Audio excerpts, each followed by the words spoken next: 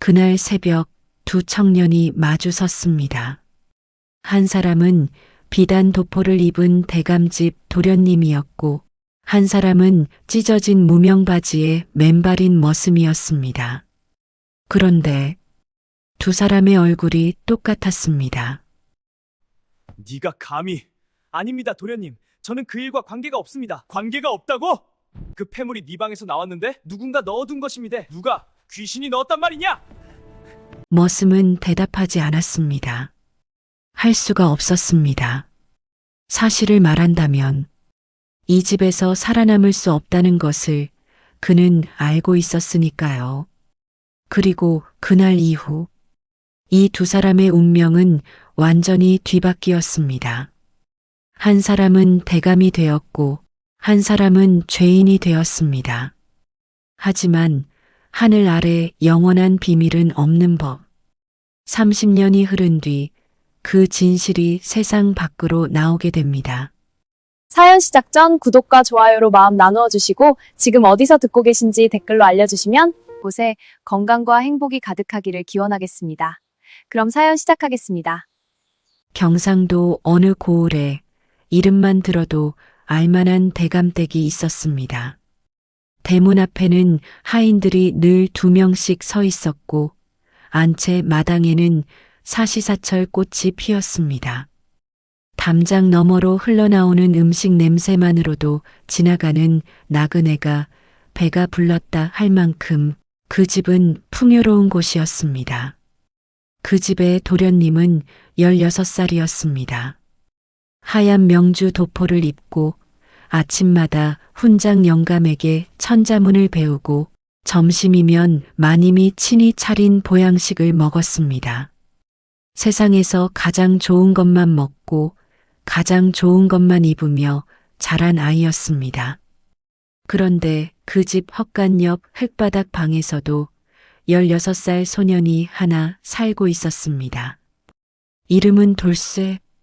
머슴 중에서도 가장 어린 머슴이었습니다. 돌쇠의 하루는 새벽 닭이 울기도 전에 시작되었습니다. 우물에서 물을 길어 부엌에 갖다 붓고 마구 간 말에게 꼴을 먹이고 마당을 쓸고 장작을 패고 그러고 나서야 아침 한술을 얻어먹을 수 있었습니다.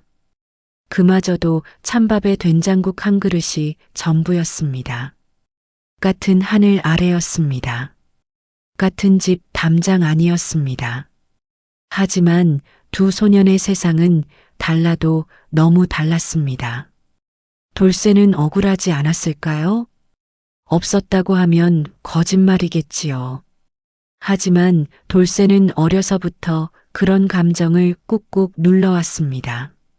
3살 때 어머니 손에 이끌려 이 집 대문 앞에 버려지듯 맡겨진 이후로 그에게 세상이란 원래 그런 곳이었으니까요. 이 집에서 쫓겨나면 갈 곳이 없다. 그러니 참아라. 어머니가 남긴 말은 그것뿐이었습니다. 돌쇠는 그 말을 가슴에 새기고 살았습니다. 도련님과 돌쇠가 처음 눈을 마주친 것은 어느 가을 오후였습니다. 도련님이 책을 읽다 심심하여 마당에 나왔고 돌쇠가 마침 장작을 패고 있었습니다. 도련님은 가까이 다가와 말없이 한참을 바라보더니 물었습니다. 힘들지 않으냐? 돌쇠는 도끼질을 멈추지 않은 채 대답했습니다. 괜찮습니다, 도련님. 손에 피가 났구나. 그제야 돌쇠는 자신의 손바닥을 내려다보았습니다. 물집이 터져 피가 배어 있었습니다. 그것도 모를 만큼 무감각해져 있었던 것입니다. 도련님은 품에서 하얀 명주 손수건을 꺼내 내밀었습니다. 돌쇠는 그 손수건을 받아들고 한참 바라보았습니다. 이렇게 곱고 부드러운 천이 세상에 있다는 것이 신기하게 느껴졌습니다. 자신의 손에 쥐어도 되는 물건인지조차 몰랐습니다. 받아라. 내가 줄 수 있는 것이 그것뿐이다. 그 말이 진심인지 아이의 가벼운 친절인지 돌쇠는 알 수 없었습니다. 하지만 그날 이후 두 소년 사이에는 묘한 끈 같은 것이 생겼습니다. 아무도 몰래, 아무도 알아채지 못하게. 마을 사람들은 이 집 도련님이 얼마나 영특한지 이야기했고, 대감은 날마다 도련님의 장래를 이야기했습니다. 하지만 그 담장 안에서 돌쇠는 도련님보다 먼저 일어나 도련님의 신발을 챙겨먹고 도련님보다 늦게 잠들어 도련님의 방에 불이 꺼지는 걸 확인했습니다. 세상 사람들은 몰랐습니다. 이 두 소년이 훗날 서로의 운명을 바꾸게 되리라는 것을. 그의 여름이 깊어갈 무렵이었습니다. 도련님이 우물가를 지나다가 걸음을 뚝 멈추었습니다. 마침 돌쇠가 얼굴에 물을 끼얹고 있었는데 달빛 아래 그 얼굴이 불현듯 눈에 들어온 것이었습니다. 도련님은 자기 눈을 의심했습니다. 돌쇠의 얼굴이 자신과 닮아 있었습니다. 아니, 닮은 정도가 아니었습니다. 이마의 생김새, 눈썹의 곡선, 눈꼬리가 살짝 처진 것, 코끝의 모양까지 거울 속에 자기 얼굴을 보는 것 같았습니다. 이리 와보아라. 돌쇠는 영문도 모른 채 도련님 앞에 섰습니다. 두 사람은 한참 동안 서로를 바라보았습니다. 달이 구름 사이로 나왔다 들어갔다 하는 사이 두 사람은 아무 말도 하지 않았습니다. 너 어디서 왔느냐? 경상도 산골입니다. 3살 때 어머니가 이 집에 맡겼다 하였습니다. 어머니 성이 뭐냐? 잘 모릅니다. 어릴 적 일이라. 도련님은 입을 다물었습니다. 머릿속이 복잡해졌습니다. 그 무렵 도련님에게는 쉽게 입 밖에 내지 못하는 이야기가 하나 있었습니다. 서당에서 가져온 책 속에 끼워 놓은 낡은 편지 한 장. 실수로 발견한 그 편지는 어머니 마님이 아닌 전혀 다른 여인이 아버지 대감께 보낸 것이었습니다. 편지의 내용은 짧았습니다. 아이를 데려가셔야 합니다. 제가 더는 키울 형편이 되지 않습니다. 도련님과 같은 해 같은 달에 태어났으니 그것만은 알아주십시오. 도련님은 그 편지를 읽고 또 읽었습니다. 뜻을 알 것 같으면서도 알고 싶지 않았습니다. 같은 해 같은 달. 그리고 지금 눈앞에 자신과 똑같이 생긴 얼굴의 소년.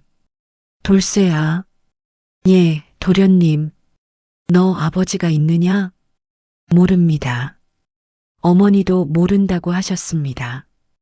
돌쇠는 담담하게 말했습니다. 오래전에 이미 체념한 표정이었습니다. 하지만 도련님의 가슴속은 달랐습니다. 심장이 쿵쿵 울렸습니다. 이 아이가 혹시 자신의 핏줄은 아닐까? 같은 아버지의 아들이 아닐까? 그 생각이 한번 머릿속에 들어오자 도련님은 내내 잠을 이루지 못했습니다. 하지만 이 생각을 누구에게도 말할 수 없었습니다. 어머니 마님께 말했다가는 난리가 날 것이고 아버지 대감께 여쭤봤다가는 되레 자신이 혼날 것이 뻔했습니다. 그리고 무엇보다 이 이야기가 퍼졌다가는 돌쇠가 위험해질 수도 있었습니다. 비밀을 아는 자가 힘없는 위치에 있을 때 세상은 그 비밀을 무참히 짓밟는다는 것을 도련님은 16 나이에 이미 눈치채고 있었습니다. 그 여름 이후 도련님은 돌쇠를 더 자주 챙겼습니다. 남이 보지 않을 때 먹을 것을 몰래 건네기도 하고 힘든 일을 덜어주려 슬쩍 끼어들기도 했습니다. 하인들은 수군거렸습니다. 도련님이 왜 저 머슴에게 저리 잘하시는 거야? 글쎄, 어지신 분이시지 뭐. 아무도 진실을 몰랐습니다. 두 소년도 서로에게 진실을 말하지 않았습니다. 한 사람은 알고 있었고 한 사람은 몰랐습니다. 그리고 이 비밀은 그 후로 오랫동안 대감집 담장 안에 조용히 잠들어 있었습니다. 두 소년이 19이 되던 해 가을이었습니다. 대감댁에 큰일이 났습니다. 마님의 놀이개가 사라진 것이었습니다. 보통 놀이개가 아니었습니다. 3대에 걸쳐 내려온 금빛 봉황 놀이개로 마님이 시집올 때 가져온 것이었습니다. 그 놀이개 하나에 얽힌 사연이 깊어 마님은 그것을 제 목숨보다 소중히 여겼습니다. 집안이 발칵 뒤집혔습니다. 하인들이 다 불려나와 조사를 받았습니다. 방마다 뒤지고 광마다 열었습니다.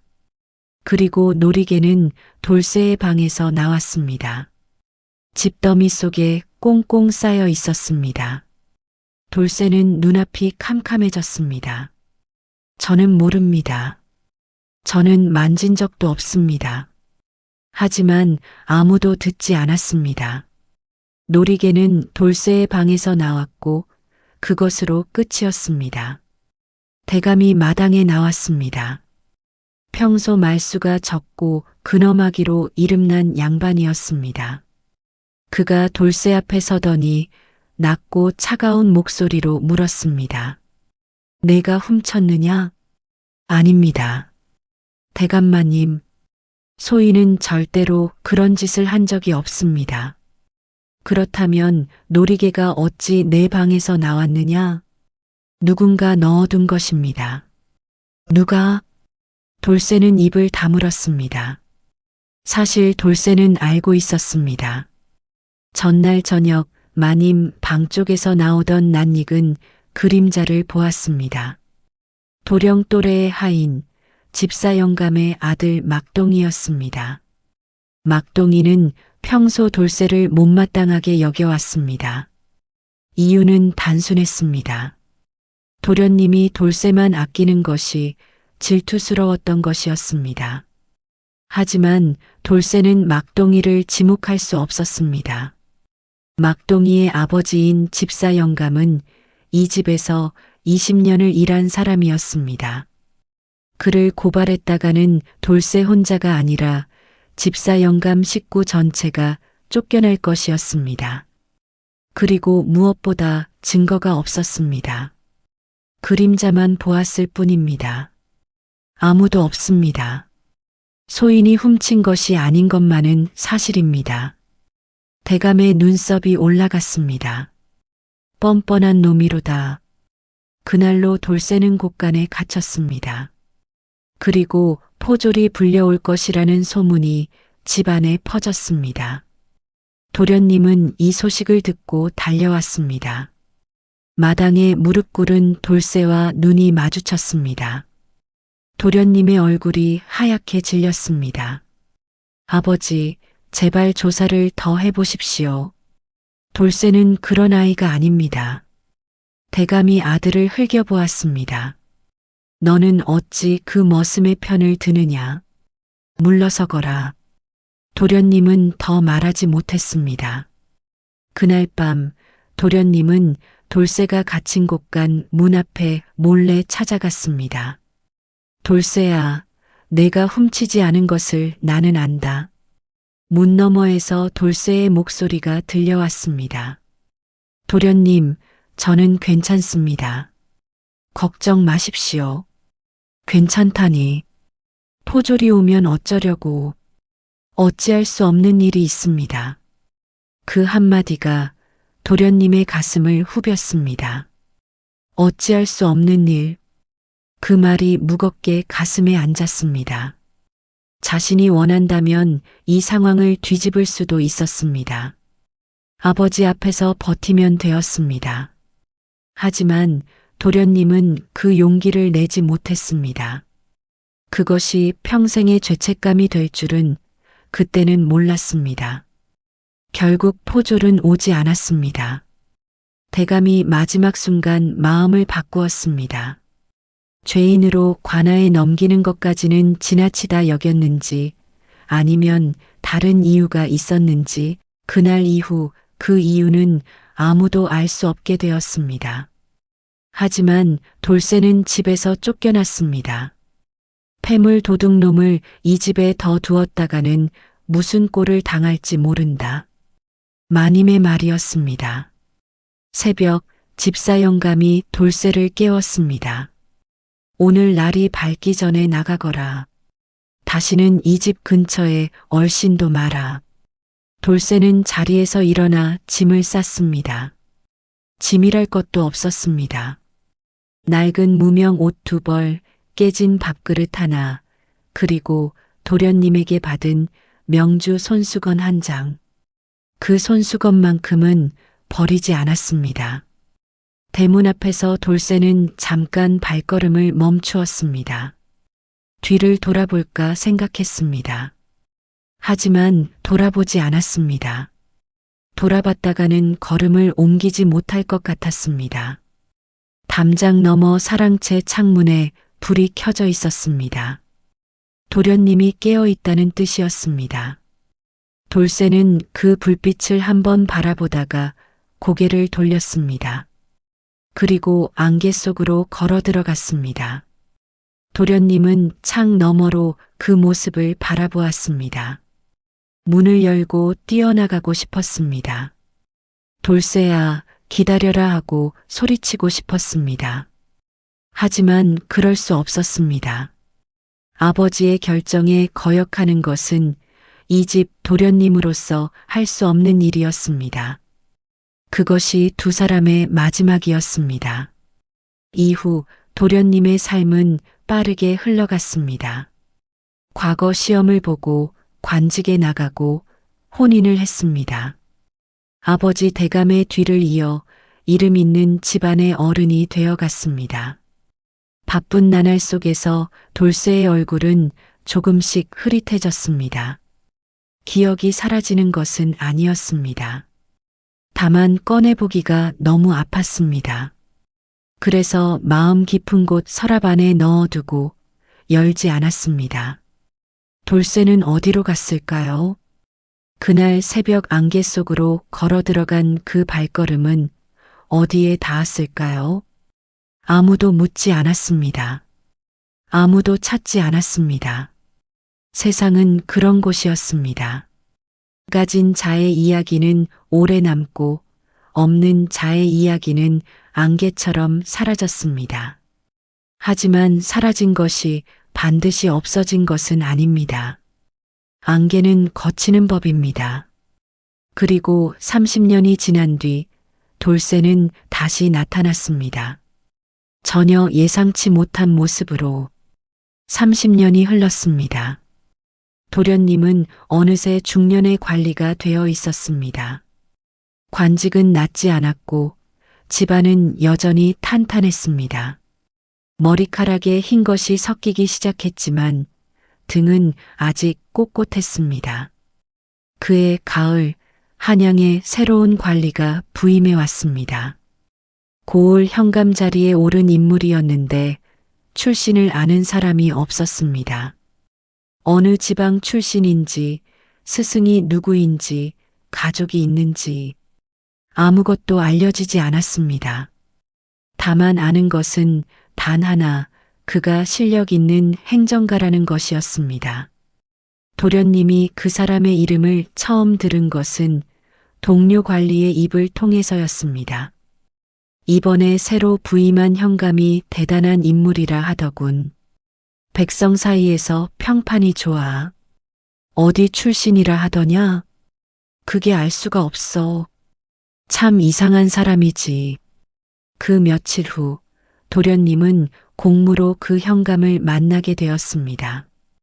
관아 마당에서 처음 마주쳤을 때 도련님은 발걸음이 멎었습니다. 상대방도 멎었습니다.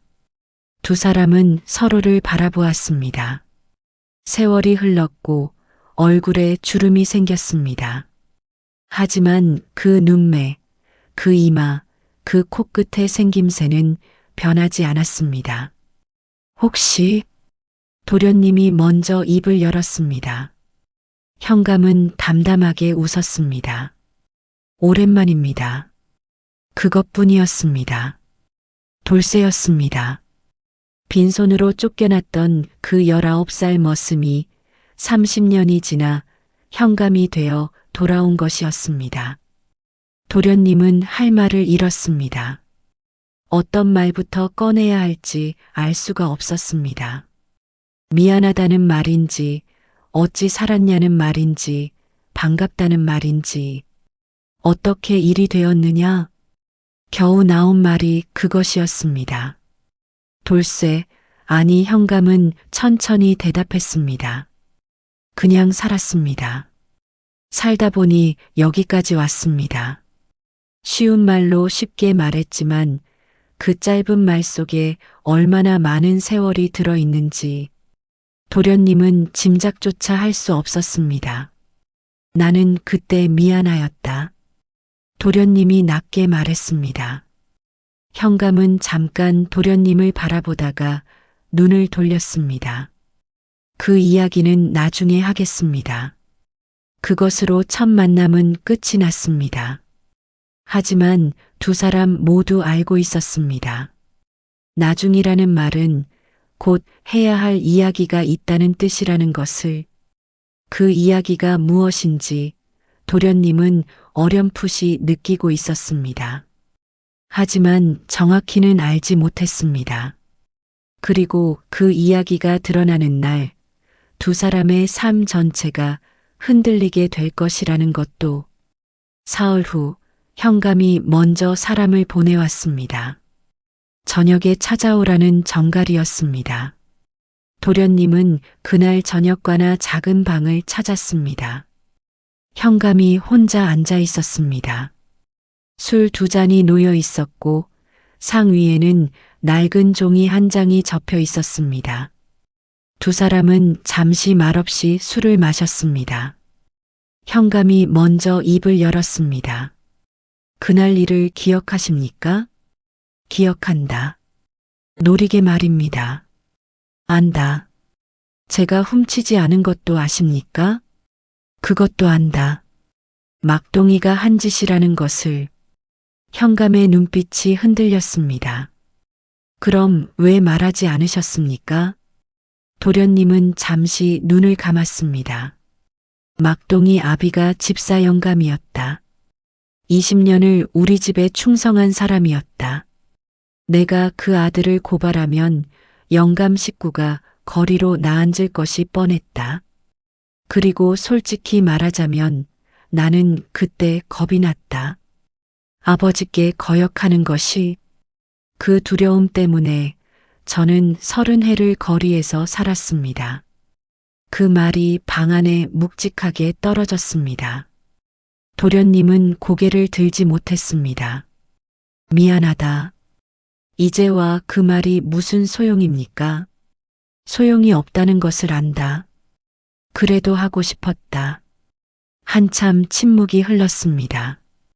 그때 현감이 탁자 위에 종이를 밀었습니다. 이것을 보십시오. 도련님이 종이를 펼쳤습니다. 낡고 바랜 편지였습니다. 글씨가 흐릿하게 번져 있었지만 내용은 읽을 수 있었습니다. 그것은 오래전 아버지 대감이 어느 여인에게 보낸 편지였습니다. 내용을 읽어내려가는 도련님의 손이 떨렸습니다. 이 편지를 어디서? 제 어머니가 남겨주었습니다. 어머니는 오래전 세상을 떠났는데 돌아가시기 전에 이것을 제게 주셨습니다. 언젠가 진실을 밝히는 데 쓰라고. 도련님은 편지를 다 읽고 천천히 내려놓았습니다. 그 편지에는 모든 것이 적혀 있었습니다. 대감이 젊은 시절 맺었던 인연, 그 인연으로 태어난 아이, 그 아이를 대감댁으로 보낼 수밖에 없었던 사정, 그리고 마지막으로 대감이 그 어머니에게 약속했던 말, 아이를 내 자식으로 여기겠노라. 하지만 그 약속은 지켜지지 않았습니다. 아이는 자식이 아닌 머슴으로 살았습니다. 도련님은 오랫동안 아무 말도 하지 않았습니다. 창밖에서 달이 구름 속으로 들어갔다가 다시 나왔습니다. 그러면 너는 내 이복 형제인 것이냐? 그렇습니다. 두 글자였습니다. 하지만 그 두 글자 속에 담긴 무게는 짐작하기 어려운 것이었습니다. 형제 같은 피를 나눈 사람이 30년 동안 자신의 집에서 머슴으로 살았습니다. 그리고 자신은 그것을 알면서도 막지 못했습니다. 도련님의 눈에서 눈물이 흘렀습니다. 내가 죄인이구나. 현감은 대답하지 않았습니다. 그날 이후 도련님은 오랫동안 잠을 이루지 못했습니다. 편지 내용이 머릿속에서 지워지지 않았습니다. 아버지가 약속을 지키지 않은 것, 머슴으로 살아야 했던 형제, 그리고 자신이 그것을 알면서도 침묵했던 세월. 그리고 한 가지 더. 노리개 사건의 진범인 막동이. 그 아이는 지금 어떻게 되었을까요? 도련님은 수소문 끝에 막동이의 행방을 알아냈습니다. 집사 영감은 오래전에 세상을 떠났고 막동이는 한양 외곽에서 조그만 가게를 하며 살고 있었습니다. 도련님이 막동이를 찾아갔을 때 막동이는 이미 늙어 있었습니다. 나를 알아보겠느냐? 막동이는 도련님을 보더니 바로 알아보았습니다. 그리고 무릎을 꿇었습니다. 도련님, 그때 일을 기억하느냐? 평생 기억합니다. 평생 죄책감으로 살았습니다. 막동이는 그날 밤 자신이 한 일을 자세히 고백했습니다. 마님 방에서 놀이개를 꺼내 돌쇠방 집 더미 속에 넣은 것. 도련님이 돌쇠만 챙기는 것이 질투스러워 저지른 일이라는 것. 그리고 돌쇠가 쫓겨나는 것을 보고 너무 늦었다 싶어 아무것도 하지 못했다는 것. 왜 진작 말하지 않았느냐? 겁이 났습니다. 말했다가는 저도 아버지도 끝이 날 것 같아서. 도련님은 한숨을 내쉬었습니다. 세상에서 가장 많은 죄를 짓는 것은 악한 마음이 아닐지도 모릅니다. 두려움이 더 많은 죄를 짓습니다. 막동이도 두려웠고 자신도 두려웠습니다. 그 두려움이 한 사람의 30년을 빼앗았습니다. 막동이를 데리고 현감을 찾아갔습니다. 관아 마당에서 막동이는 현감 앞에 무릎을 꿇고 그날의 일을 처음부터 끝까지 고백했습니다. 현감은 오랫동안 침묵했습니다. 막동이는 떨고 있었습니다. 이제 벌을 받을 것이라 생각했을 것입니다. 하지만 현감의 입에서 나온 말은 달랐습니다. 일어나시오. 막동이가 고개를 들었습니다. 나는 이미 오래전에 원망을 놓았소. 당신을 원망한다고 내 30년이 돌아오지 않으니까. 그리고 당신도 두려웠던 것이지 악한 사람은 아니었소. 막동이의 눈에서 눈물이 흘렀습니다. 고맙습니다. 정말 고맙습니다. 그 말이 떨어지는 순간이었습니다. 도련님은 이상한 느낌을 받았습니다. 현감이 막동이를 용서하는 것을 보면서 왜인지 자기 자신이 용서받는 것 같은 느낌이 들었습니다. 그것이 용서의 힘이라는 것을 도련님은 그날 처음 알았습니다. 용서는 용서받는 자를 위한 것만이 아닙니다. 용서하는 자 역시 그 무거운 짐을 내려놓는 것입니다. 그해 겨울이 지나고 봄이 왔습니다. 두 사람은 자주 만났습니다. 거창한 자리가 아니었습니다. 퇴청 후 조용한 주막에서 막걸리 한 잔을 기울이거나 이른 아침 관아마당을 함께 걷거나 그런 사소한 시간들이 쌓였습니다. 어느 날 저녁 언덕 위에 나란히 앉아 노을을 바라보다가 도련님이 물었습니다. 억울하지 않았느냐? 처음에는 억울하였습니다. 한참을요. 언제부터 아니었냐? 현감은 잠시 생각했습니다. 어느 고을에서 아전 노릇을 하다가 저보다 더 억울한 사람을 보았습니다. 억울하다고 평생 울부짖다가 끝내 아무것도 되지 못한 사람을 그때 생각했습니다. 억울함을 붙들고 있는 한 앞으로 갈 수 없다고. 그래서 놓았느냐? 억울함이 아니라 욕심을 붙들었습니다. 이 나라 백성들이 조금 더 잘 살게 하고 싶다는 욕심. 그 욕심이 저를 여기까지 끌고 왔습니다. 도련님은 먼 산을 바라보았습니다.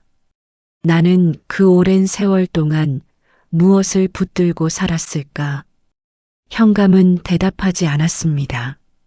그것은 도련님 스스로 찾아야 할 답이었습니다. 한참 후 도련님이 다시 입을 열었습니다. 사람들은 우리 두 사람 이야기를 들으면 뒤바뀐 운명이라 할 것이다. 머슴이 현감이 되고 도련님이 죄책감으로 사는 것을 그렇게 말하겠지요. 하지만 내 생각은 다르다. 현감이 도련님을 바라보았습니다. 운명이 뒤바뀐 것이 아니다. 너는 내 운명을 살았고 나는 내 운명을 살았다. 다만 그 과정에서 내가 너에게 잘못을 저질렀다. 그것뿐이다. 그것뿐이라 하기에는 그 무게가 작지 않습니다. 그렇다. 작지 않다. 하지만 그 잘못을 인정하는 것도 내 운명의 일부다.